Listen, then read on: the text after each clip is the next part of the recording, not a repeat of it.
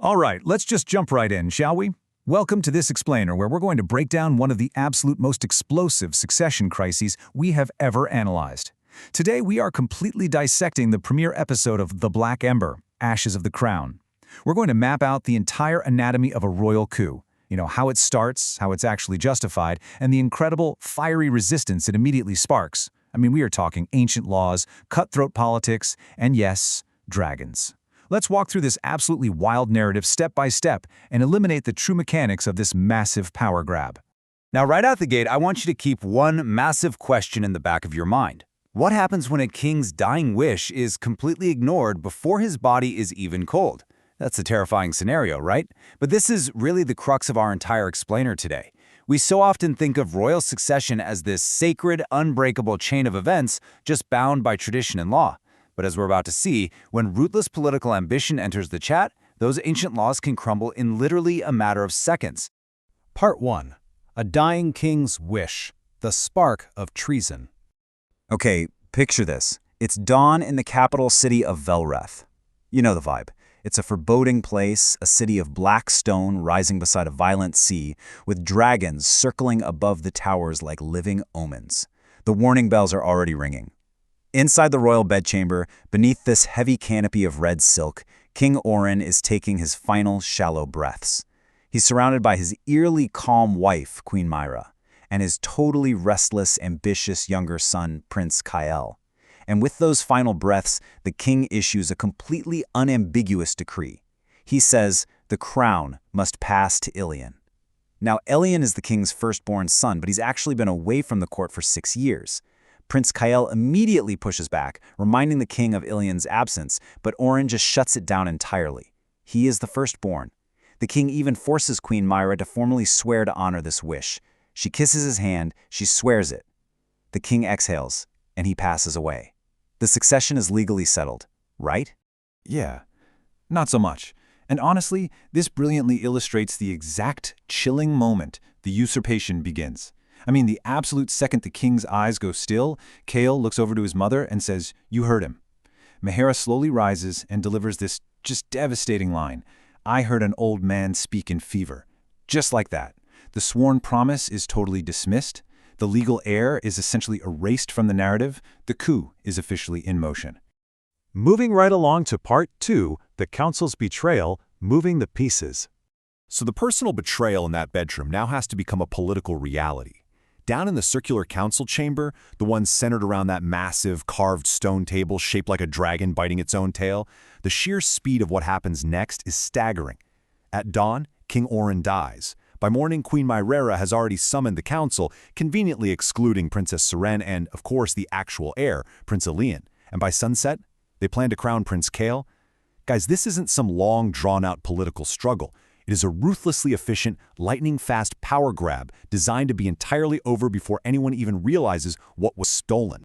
Of course, you can't just steal a throne without a good excuse, right? When Princess Seren actually crashes this meeting and calls out the theft, the council members fire back with these highly convenient justifications. They claim, well, Prince Elian hasn't been seen in 6 years. Plus, there are storms in the east, so messenger ravens might not even reach him. Lord Vessar steps up and argues the realm simply cannot wait months for an absent prince. And then Maera lays down the ultimate pragmatic argument. She basically says, sure, by ancient law, blood rules, but by present necessity, strength rules. Prince Kael is here right now, and more importantly, Prince Kael controls the armed city guard. And here is where Queen Maera really flexes her political muscles to enforce this new logic. When Princess Seren demands to know why armed soldiers are suddenly stationed right outside the council chamber doors, Maera gives this brilliantly sinister response. She says, because sorrow invites disorder. Wow. It is a beautiful but terrifying political euphemism. It translates directly to, agree with us or those guards outside are going to physically force you to. She is literally using the grief of the king's death as a weapon to strong-arm the realm's top officials into absolute compliance. Let's actually take a step back for a second and look at the board here. Consider Prince Elian. He's the firstborn, legally named by the king, but he's lost somewhere out in the eastern storms. Now contrast him with Prince Kael. He's the younger son, completely legally in the wrong, but he's physically present, he's backed by the political elite, and most importantly, he's backed by the military. Ask yourself, in the brutal, everyday reality of Velrath, Does the right to rule belong to the rightful but absent heir, or the illegitimate but present power broker? You know what makes this whole thing incredibly tragic? It's perfectly captured by this quote from Captain Rova, who is currently sailing with Prince Elian through those exact storms on the Eastern Sea. Ill men die before sons return. Elian is just standing there holding a sealed letter from his sister saying his father is ill. He is totally oblivious to the fact that his father is already dead and his crown has already been stolen. Kael's position is completely secure in the capital, while the rightful king is out there, scarred, weathered, and sailing entirely blind through bad winds. Which brings us to part 3, Seren's defiance, the resistance. Look, the usurpers made one massive miscalculation here. Princess Seren, the king's incredibly sharp-eyed and proud daughter, is literally the only family member willing to stand up against the council's theft. She walks right into that council room and tells the general of the army to his face that if he doesn't remove his hand from his sword, he will lose it. Talk about intense. Then she makes this massive tactical pivot, from a grieving daughter straight to a rebel leader. First, she formally rejects the mock council, telling Kael to his face that if he wants the crown, he should have the guts to steal it in daylight. Second, she goes back to her chambers and literally strips off her royal jewels, swapping them for riding leather, steel, and a black cloak. Third, she prepares to flee the capital to call upon the oaths of the old families. When her handmaiden nervously warns her that they'll brand her a traitor, Seren just coldly replies, "Only if I lose." All right, part 4, the Dragon's Shadow, the Temple Climax. So, the sun is setting, right? Time's up. The timeline has reached its end. Massive crowds have gathered at the Temple of the First Flame, right beneath these towering statues of ancient dragon kings. Prince Kael is up at the altar, dripping in black and gold.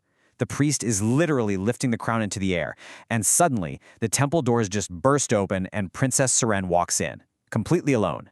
Which begs this impossible question. How on earth do you stop a coronation when the entire city guard is against you? The odds are literally impossible. Queen Maera doesn't even blink. She immediately orders the soldiers to seize Seren. The armed guards start moving in. For a second, it really looks like the rebellion is over before it even begins. But then, the entire temple trembles. Dust starts falling from the ceiling. Outside, people are screaming. And through the broken roof of the temple, this massive shadow passes over. It's Varkon, a colossal black dragon with scales like wet obsidian, the very one Seren had been visiting in the dragon pit that same morning. Seren just smiles at the terrified soldiers and says, "Go on, seize me." Obviously, no one moves a muscle. She has effectively checkmated the entire royal guard using nothing but the mere shadow and roar of this absolute beast. So, with the entire room basically paralyzed, Seren publicly and completely dismantles Kael's legitimacy. When Kael is standing there begging her not to make things ugly, she hits him with this incredible line. "You made it ugly when you placed the crown over a corpse before its body was cold." Boom! She ensures that every single person in that temple, from the lowest commoner to the highest noble, knows exactly what happened. She announces for all to hear that King Auren named Elian heir, and any crown placed on another head is nothing but a lie. And the mic drop moment of the episode?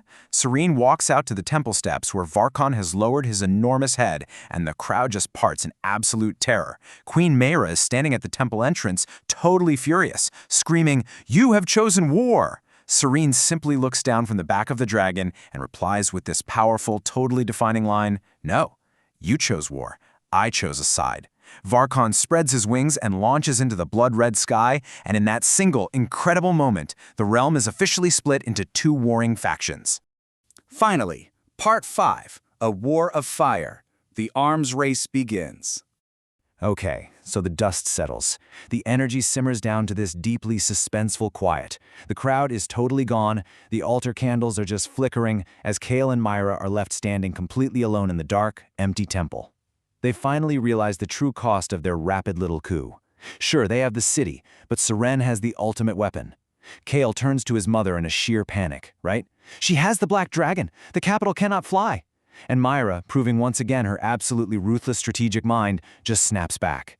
Then finds something that can. In one single command, she escalates a political dispute over succession into an apocalyptic airborne arms race. And you can see Kael's fear instantly transform into this dark, twisted excitement.